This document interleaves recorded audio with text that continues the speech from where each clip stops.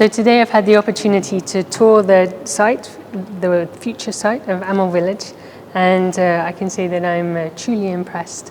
I think the integration of sustainable use of water in particular is inspirational, and I hope that it will be a template for future design and urban planning in Somalia. Thank you.